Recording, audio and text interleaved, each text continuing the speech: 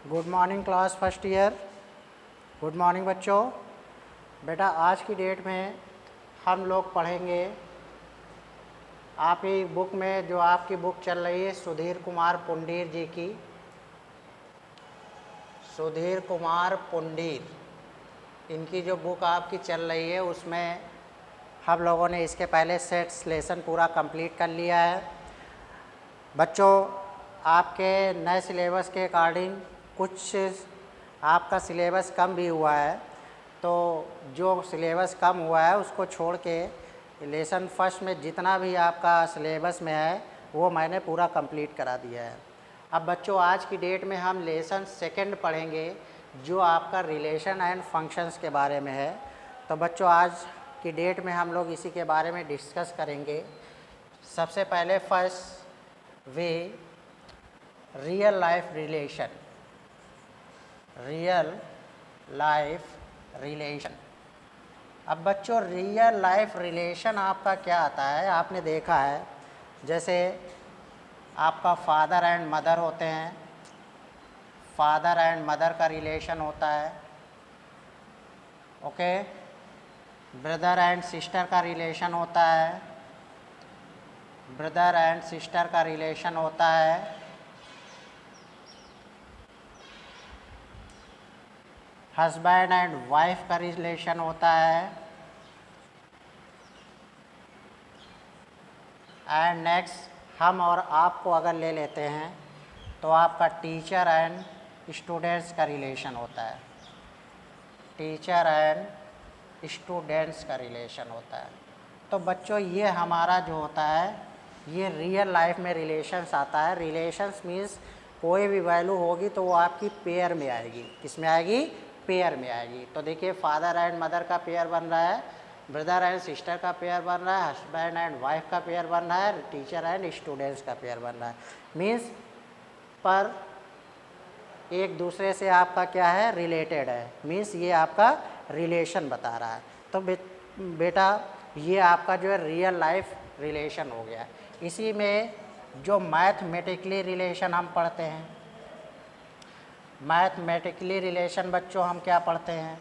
आपने हमेशा देखा होगा, आपसे कहा गया होगा m is m parallel to n, okay, और 5 इज ग्रेटर दैन 7 और 9 इज लेस दैन 7, ठीक, और m is perpendicular on n, ठीक। ये भी बच्चों देखिए पेयर में आ रहा है, ये भी पेयर में आ रहा है, ये भी पेयर में आ रहा है, ये भी पेयर में आ रहा है। ये हम मैथमेटिक्स में पढ़ते हैं कि हमारा जो रिलेशन होता है वो किस में आता है? पेयर में आता है। तो बच्चों आपको समझ में आया होगा रियल लाइफ में जैसे रिलेशन ये होता है वैसे मैथमेटिक्स में हमारा रिलेशन क्या होता है? पेयर में वो भी होता है। कहने का मतलब ये है कि जो रिलेशन होता है हमेशा पेयर में आता है। तो बच्चों इससे आपको बहुत अच्छी तरह से ये आपको क्लियर हो गया होगा कि हमारा रिलेशन क्या होता है। Means every terms in this relation have comes in pair. Means जो रिलेशंस होता है उसमें हमेशा कोई भी आपका कोई भी वैल्यूज़ होती है वो हमेशा किस में आती है? पेयर्स में आती है। ओके बच्चों, तो बेटा ये क्लियर हुआ। अब बेटा इसके बाद में इसको करने से रिलेशन के बाद में हम लोग थोड़ा पढ़ते हैं कार्टेशियन प्रोडक्ट के बारे में, ठीक है। अब कार्टेशियन प्रोडक्ट आपका क्या होता है? देखें, इफ़ सबसे पहले हम यहाँ पे लिखते हैं Cartesian product, okay, Cartesian product. तो बच्चों देखिए अगर आपने एक सेट ले लिया, let a is equal to 1 2 3, okay, and b आपने ले लिया 5 6, ठीक है बेटा, 5 6 या 5 6 7 भी आप ले सकते हो, आपके ऊपर डिपेंड करता है, depending on you, okay. And now a cross b को ही हम कार्टेशियन प्रोडक्ट बोलते हैं, ठीक है। ए क्रॉस बी हमें जब बेटा फाइंड करना है तो देखिए हमारा क्या आएगा? मीन्स ये जब 1 को लेंगे तो 1 को 5 के साथ में लिखेंगे, 1 को 6 के साथ में भी लिखेंगे, 1 को 7 के साथ में भी लिखेंगे। अब हम बेटा यहाँ से 2 को ले लेंगे तो 2 को 5 के साथ लिखेंगे, 2 को 6 के साथ लिखेंगे एंड 2 को 7 के साथ में लिखेंगे। ठीक है बच्चों। इसके बाद में हम अगर इसको ले लेते हैं, 3 को ले लेते हैं तो 3 कामा 5 हो जाएगा एंड 3 कामा 6 होगा एंड 3 कामा 7 होगा। ठीक है बेटा। तो कार्टेशियन प्रोडक्ट आपका क्या होता है, अगर आपने 1 को लिया तो 1 को सारे एलिमेंट्स के साथ में लिखना है, 2 को लिया तो 2 को सारे एलिमेंट्स के साथ में लिखना है, 3 को आपने लिया तो 3 को सारे एलिमेंट्स के साथ में लिखना है। तो ये बच्चों आपका क्या होता है, कार्टेशियन प्रोडक्ट कहलाता है। क्या कहलाता है, कार्टेशियन प्रोडक्ट कहलाता है। अब बच्चों इसमें जो कार्टेशियन प्रोडक्ट में जो आपका ये पेयर बना, ये पेयर बना, ये पेयर, ये पेयर, ये पेयर, ये पेयर, ये पेयर, ये पेयर, ये पेयर, ये आपके जितने भी पेयर आपके बने हैं इनको हम बोलते हैं ऑर्डर्ड पेयर्स। ऑर्डर्ड पेयर्स क्या बोलते हैं इनको हम बेटा, ऑर्डर्ड पेयर्स बोलते हैं। ठीक है बच्चों, इतना क्लियर हो गया। इनको क्या बोलते हैं, ऑर्डर्ड पेयर्स बोलते हैं। अब बच्चों देखिए यहाँ पे बात ये आती है, इसी को लेकर एक फार्मूला बनता है NA into NB is equal to NA cross B।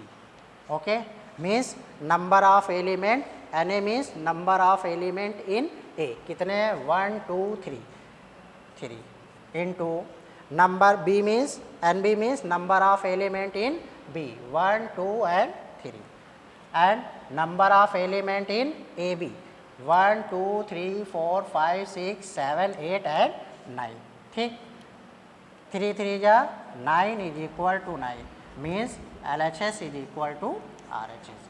कहने का मतलब ये है जो फार्मूला होता है वो आपका number of element in A and number of element in B is equal to number of element in A cross B। तो देखिए इसमें 3, इसमें 3, तो 3 इंटू 3 एंड ये A क्रॉस B जो हमने निकाला इसमें 9, तो देखिए 3 3 या 9 is equal to 9, LHS is equal to RHS हो गई। मीन्स ये हमारा फार्मूला क्या हो गया, इससे क्लियर हो गया, मीन्स प्रूफ हो गया। ठीक, तो बच्चों अब ये फार्मूला आप याद रखोगे कि NA into NB is equal to क्या होता है, NA क्रॉस B। ओके, अब ये आपका कार्टेशियन प्रोडक्ट हो गया। आपने रिलेशन के बारे में भी जान लिया, कार्टेशियन प्रोडक्ट कैसे निकालते हैं आपने ये भी जान लिया। ठीक है, अब बच्चों बारी आती है, इसके बाद में आपकी बारी आती है कि नंबर ऑफ जो रिलेशंस होते हैं, जो नंबर ऑफ रिलेशंस होते हैं, number of relations is subset of A cross B।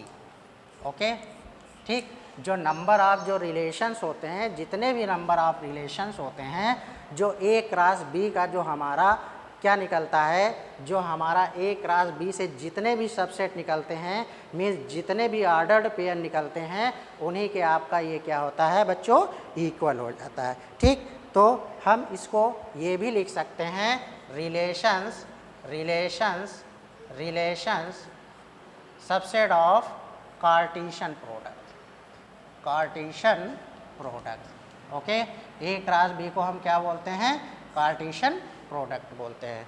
ठीक बच्चों, इतना क्लियर हो गया। अच्छा, अब इसके बाद में जैसे नंबर ऑफ सबसेट की बात आती है, जैसे गिवन आपको एक सेट दिया जाता है 1 2 3। ओके, अब इससे कहा जाए नंबर ऑफ सबसेट, तो नंबर ऑफ सबसेट निकालने के लिए मैंने एक आपको फार्मूला बताया था कि नंबर ऑफ सबसेट निकालने के लिए फार्मूला होता है 2 ऑफ पावर n होता है, 2 ऑफ पावर n होता है। मीन्स 2 आप लिखोगे एंड नंबर ऑफ एलिमेंट्स आप लिखोगे। So here number of elements 1 2 and 3। जब बेटा यहाँ पे 3 रखोगे तो 2 of power 3 means 2 into 2 into 2, तो 2 जा 4, 4 2 जा आपका कितना हो गया, 8 हो गया। मीन्स अगर इस सेट की बात की जाए तो इसमें आपके कितने सबसेट बन रहे हैं, वो आपके बच्चों कितने बन रहे हैं, 8 सबसेट बन रहे हैं। तो मैंने आपको सबसेट के भी बारे में बता दिया। इसके पहले भी मैंने जब सेट को मैंने पढ़ाया था तो उसमें भी मैंने आपको सबसेट के बारे में बताया था कि सबसेट को हम कैसे फाइंड करते हैं, उसमें भी ये फार्मूला मैंने बताया था। तो मैंने सोचा आपको यहाँ पर फिर से एक बार रिपीट करा दिया जाए। ओके बेटा, अब बच्चों इसके बाद में हम लोग चलते हैं एरो डायग्राम पे चलते हैं। ठीक है, एरो डायग्राम पे बच्चों हम लोग चलते हैं। तो एरो डायग्राम आपका क्या होता है, एरो डायग्राम में रिलेशन आपका क्या होता है कि जैसे आपको कोई दो सेट दे दिए जाए, एरो डायग्राम अगर आपको गिवन एनी टू सेट, ये आपको ए एंड ये आपका बी, कहा जाए ए से बी में रिलेशन हो रहा है। ठीक, क्या कहा जाए कि ए से आपका बी में रिलेशन हो रहा है। ठीक, तो रिलेशन क्या हो रहा है, जैसे ये आपका इसमें 1 एंड 2 एलिमेंट हैं, इसमें 3 हैं और इसमें 4 है। ठीक, तो बेटा जैसे आपसे कहा जाए कि 1 का रिलेशन किससे 4 से हो रहा है एंड 2 का रिलेशन आपका किससे हो रहा है 3 से हो रहा है। मीन्स इसमें इसको हम बच्चों डोमेन बोलते हैं एंड इसको कोडोमेन बोलते हैं। इसको क्या बोलते हैं, डोमेन बोलते हैं और इसको कोडोमेन बोलते हैं। डोमेन मीन्स जिसमें आप एलिमेंट डालते हो, कोई एलिमेंट इनपुट करते हो और उससे जो दूसरा एलिमेंट कोडोमेन में जो आउटपुट मिलता है वही हमारा क्या कहलाता है, कोडोमेन कहलाता है। ठीक है, ठीक है बच्चों। अच्छा, एक चीज़ और बता दें, ये जो आपका डोमेन हो गया और ये कोडोमेन हो गया, इसको हम डोमेन बोलते हैं और इसको क्या बोलते हैं, कोडोमेन बोलते हैं। ठीक है बच्चों, इसके बाद में इसमें जो आपकी ये इमेज जो बनती हैं इनको हम बच्चों रेंज बोलते हैं। क्या बोलते हैं, रेंज बोलते हैं। अगर आपसे कोई कहता है कि यानी कि डोमेन में कौन से एलिमेंट हैं तो आप बताओगे 1 2, अगर कोई कहता है कोडोमेन में कौन से हैं तो आप बताओगे 3 4 एंड उसके अलावा आपके रेंज क्या बन रही 3 4। अगर इसमें एक एलिमेंट आपका और बढ़ा दिया जाए तब अगर कोई कहता है डोमेन में आपके क्या हैं तो 1 2, कोडोमेन में आपके 3 4 एंड 5 हैं और जो आपकी जिससे ये इनटू करने से जो ऑनटू जो आपको एक इमेज मिल रही है वो हमारी क्या कहलाती है, रेंज कहलाती है। बेटा क्या कहलाती है, रेंज कहलाती है। तो ये आपका होता है रिलेशन। ठीक है, अब इसके बाद में जैसे अगर इसमें आपसे कहा जाए कि इसमें रिलेशन क्या है, अच्छा ये जो ए जो है इसको हम एक्स भी बोल सकते हैं, ओके, एंड इसको वाई।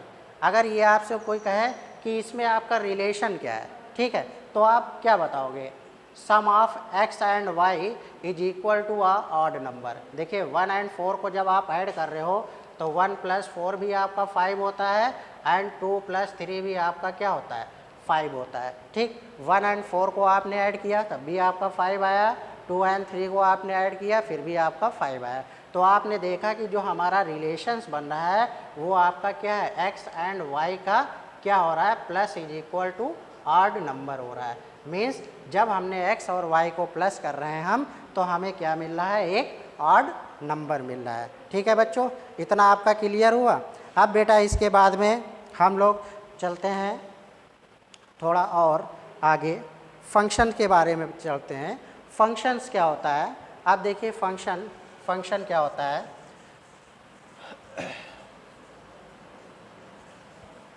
तो बच्चों फंक्शन जो होता है आपका फंक्शन में, चलिए इसको भी एरो डायग्राम से ही हम देख लेते हैं, इसको एरो डायग्राम से ही देख लेते हैं। 1 2 3 एंड 4 एंड 5 6 7 एंड 8, ये आपका फंक्शन हो रहा है ए से बी में, ओके, ये इसमें आपका फंक्शन हो रहा है। तो बच्चों फंक्शन के लिए डिफिनीशन ये आपकी होती है कि a function is to be a relation from, a function is said to be a relation from set A to set B, set A to set B, set A to set B if every element of set A, if every element of set A, every element of set A has one and only one image in set B। ये क्या कह रहा है कि जब इसमें का कोई भी जो एलिमेंट होता है उसमें इसमें केवल एक ही इमेज बन रही है। देखिए ये एक ही इमेज बन रही है, मीन्स ये, ठीक। 1 डाला तो इमेज आपको 5 मिल रही है, 2 डाला तो 6 मिल रही है, 3 को डाला तो 7 एंड 4 को तो 8। मीन्स 1 को इनपुट किया तो आउटपुट कितना मिला 5, 2 को इनपुट किया तो आउटपुट 6, 3 को इनपुट किया आउटपुट 7 एंड 4 को इनपुट किया तो आउटपुट 8। ठीक, इससे हमारा ये लग रहा है कि ये हमारा क्या हो रहा है, एक फंक्शन हो रहा है। क्या हो रहा है, फंक्शन हो रहा है। तो फंक्शन की यही डिफिनीशन आपसे बता रहा है कि every element of a has one and only one image in set b, so it is called a function. Okay बच्चों, तो ये आपका फंक्शन के बारे में हो गया। तो बेटा इसमें आपको फर्स्ट ईयर में ज़्यादा कुछ नहीं पढ़ना है, ठीक है, ज़्यादा नहीं पढ़ना है। आपको रिलेशंस के बारे में मैंने बता दिया, फंक्शंस के बारे में मैंने बता दिया। अब फंक्शंस के बारे में जब आप 12th में जाओगे तो इसमें आप डिफरेंट टाइप्स के फंक्शंस भी पढ़ोगे, जैसे one one function, what is one one function, what is many one function, what is into function, what is onto function. तो इसके बारे में हम लोग अभी डिस्कस नहीं करेंगे क्योंकि ये आपका तो टॉपिक बाद का है। हाँ, यहाँ पे जो इसमें जो आप कुछ फंक्शंस पढ़ोगे उसमें एक फंक्शंस आपका आता है, एक फंक्शन बच्चों आपका आता है आइडेंटिटी फंक्शन। क्या आता है, आइडेंटिटी फंक्शन। ओके, ये बच्चों क्या आता है आपका, आइडेंटिटी फंक्शन। ठीक, ओके। नेक्स्ट बच्चों इसके बाद में आपका आइडेंटिटी के बाद में जो आपका नेक्स्ट फंक्शन है वो बोला जाता है constant function, constant function. Okay, constant function, ठीक है। इसके बाद में बच्चों जो आपका कांस्टेंट फंक्शन के बाद में नेक्स्ट आता है पॉलिनोमियल फंक्शन। नेक्स्ट आता है पॉलिनोमियल फंक्शन, पॉलिनोमियल फंक्शन। उसके बाद में बच्चों पॉलिनोमियल के बाद में नेक्स्ट आता है मॉडुलस फंक्शन। नेक्स्ट आता है modulus function, modulus function. Okay, next बेटा ये मॉडुलस फंक्शन आपका हो गया। एंड इसमें नेक्स्ट आता है सिग्नम फंक्शन। नेक्स्ट आपका जो इसमें आता है signum function, signum function. And बच्चों इसके बाद में जो आपका नेक्स्ट जो आता है greatest integer function, greatest integer function. ठीक, तो बच्चों आपको रिलेशन समझ में आ गया, फंक्शन क्या होता है वो समझ में आ गया।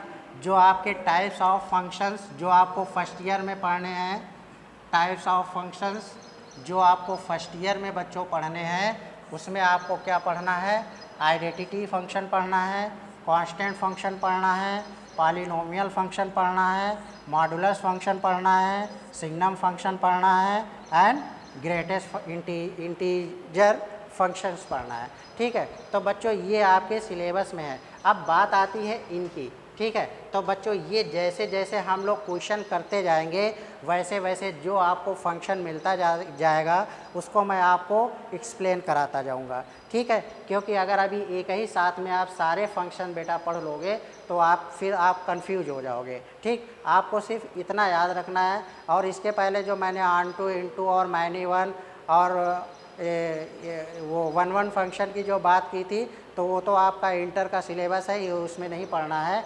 ये आपका फर्स्ट ईयर में ये फंक्शंस हैं, ठीक है। फ़िलहाल इनके अबाउट जितने भी क्वेश्चंस हैं आपको मिलेंगे नहीं, एक दो क्वेश्चन ही देखने को मिलेंगे, इसलिए ज़्यादा इस पर फोकस करना कोई ज़रूरी नहीं है।